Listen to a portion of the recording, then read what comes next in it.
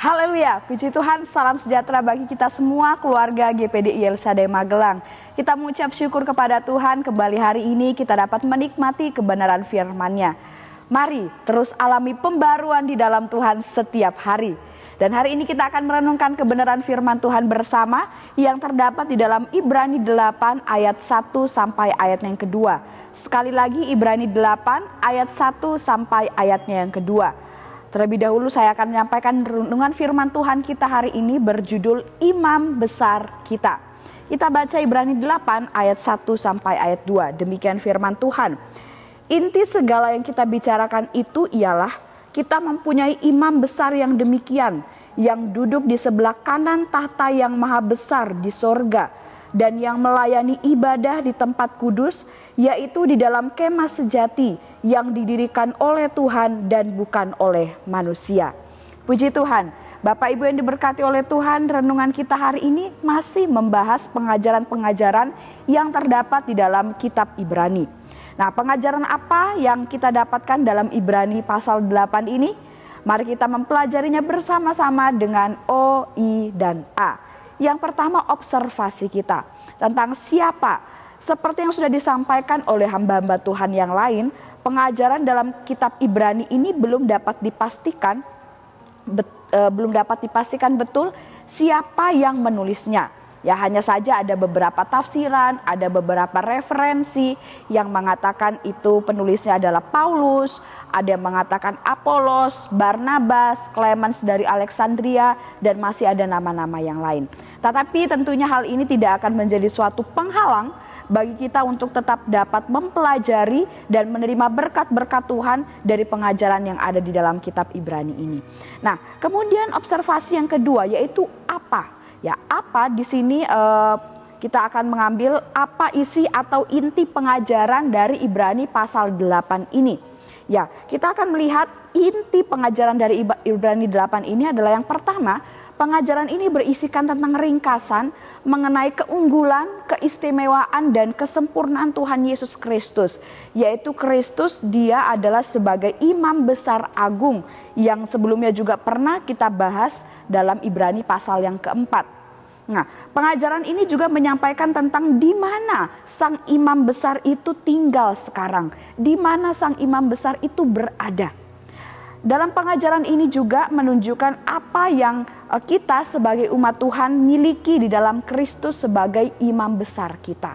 Ya, jadi ini adalah inti pengajaran yang ada dalam Ibrani pasal yang ke-8. Nah, lanjut kita akan masuk ke dalam interpretasi Bapak Ibu yang diberkati oleh Tuhan. Dari pengajaran dalam kitab Ibrani pasal 8 ini, kita dapat menerima pemahaman-pemahaman yang penting, ya, yang sangat juga baik untuk kita ketahui dan kita pahami. Yang pertama, yaitu sekarang imam besar kita, yaitu Tuhan Yesus ini duduk di sebelah kanan tahta yang maha besar di sorga. Yang artinya di sebelah kanan Allah yang agung di sorga. Itu adalah tempat di mana sang imam besar kita, yaitu Tuhan Yesus berada. Seperti yang kita ketahui bahwa sorga itu adalah tempat yang kekal, tempat yang mulia, tempat yang sangat luar biasa indahnya. Jika imam besar kita yaitu Kristus sudah berada di sana, berarti dia adalah pribadi yang juga kekal, pribadi yang juga mulia dan indah.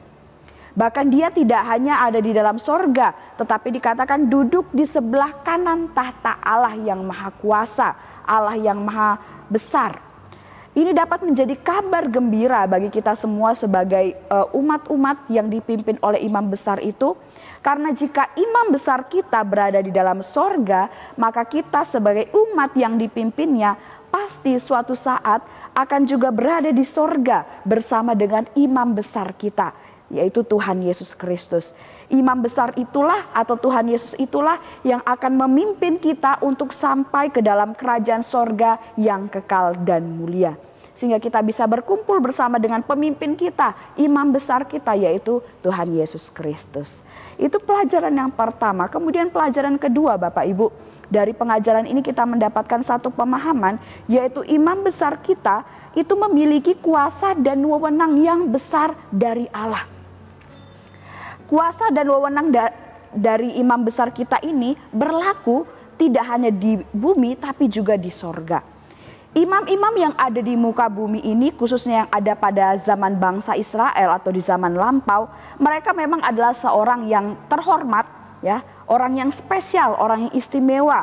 Mereka dihargai, mereka dihormati, punya jabatan yang tinggi dan sebagainya. Tetapi mereka ini tidaklah memiliki kuasa atau wewenang yang besar, ya, punya atau pribadi yang maha kuasa. Pribadi yang bisa mengatur atau menentukan segala sesuatu baik di sorga maupun di bumi. Imam-imam yang ada di dunia tidaklah demikian, Bapak Ibu. Mereka yaitu imam-imam yang ada di dunia ini semuanya mempunyai keterbatasan, bahkan kekurangannya masing-masing. Nah, namun imam besar kita, Bapak Ibu, tidaklah demikian. Imam besar kita adalah yang paling berkuasa. Dia punya kuasa yang besar, dia punya wewenang yang besar. Dia dapat melakukan, dia dapat mengatur, dia dapat menentukan segala hal, baik di dalam sorga maupun di dalam bumi. Jadi ini menjelaskan kepada kita bagaimana Allah kita, Tuhan Yesus Kristus, dia adalah imam besar yang sungguh-sungguh berkuasa, jauh lebih besar, jauh lebih tinggi daripada imam-imam yang ada di muka bumi ini. Walaupun imam di muka bumi ini pun sudah punya peran yang sangat penting, sudah sangat dihormati, punya jabatan yang tinggi. Tapi imam besar kita, Tuhan Yesus, jauh melebihi dari imam-imam yang ada di muka bumi. Nah, Bapak Ibu yang diberkati oleh Tuhan, aplikasinya dalam kehidupan kita, jika kita sudah menerima dan mengetahui dua pengajaran atau pemahaman ini, maka apa yang harus kita lakukan dalam menanggapinya? Yang pertama, Bapak Ibu, kita harus mempercayai, kita harus meyakini bahwa Yesus benar-benar adalah imam besar agung kita. Jadi kalau ada orang-orang yang kemudian bercerita dengan kita atau sharing dengan kita tentang hal ini, tentang imam besar agung, kita harus menyetujui, kita harus mengatakan bahwa Yesus adalah imam besar agung kita. Jangan sampai kita terpengaruh dengan ajaran-ajaran yang kemudian mulai membelokkan kebenaran dan kita akhirnya mengikutinya. Bapak Ibu, kita harus terus berpegang pada firman Tuhan. Yesus adalah imam besar kita. Kemudian yang kedua, apa yang harus kita lakukan dalam menanggapi pengajaran dari Ibrani pasal 8 ini? Yaitu kita harus percaya terhadap kuasa dan wewenang yang dimiliki oleh imam besar kita, yaitu Tuhan Yesus. Ya, kita bisa menerapkan hal ini dengan kita mengandalkan kuasanya dalam segala perkara. Kita berdoa, berseru, berserah hanya kepada imam besar kita ini. Dalam kita melakukan segala sesuatu, dalam pekerjaan kita mungkin, dalam perencanaan kita mungkin, atau dalam aktivitas kita sehari-hari. Kita hendak tidur, kita hendak belajar, kita hendak bekerja. Ya, kita andalkan kuasa Tuhan, kita berdoa terlebih dahulu, minta Tuhan memampukan kita dalam melakukan segala perkara. Ya, ini harus kita terapkan dalam kehidupan kita. Kita harus percaya terhadap kuasa dan wewenang yang dimiliki imam besar kita, yaitu Tuhan Yesus Kristus. Kemudian hal ketiga, hal selanjutnya yang harus kita lakukan dalam menanggapi pelajaran atau pengajaran yang ada di Ibrani 8 ini, yaitu kita harus tetap hidup dalam pimpinan sang imam besar itu, yaitu Tuhan Yesus. Kita harus setia mengiring dia, kita harus setia melayani dia, kita harus setia melakukan firman-Nya dan kehendak-Nya dalam kehidupan kita. Supaya apa? Supaya kita boleh bersama-sama dengan dia yang saat ini dalam kerajaan sorga. Suatu saat pun kita akan bersama-sama dengan dia. Karena sampai akhir hidup kita, kita setia mengiring dia. Kita terus hidup di dalam pimpinan-Nya sebagai imam besar agung kita. Puji Tuhan, Bapak Ibu yang diberkati oleh Tuhan, dari renungan firman Tuhan hari ini kita belajar Yesus Kristus adalah imam besar kita.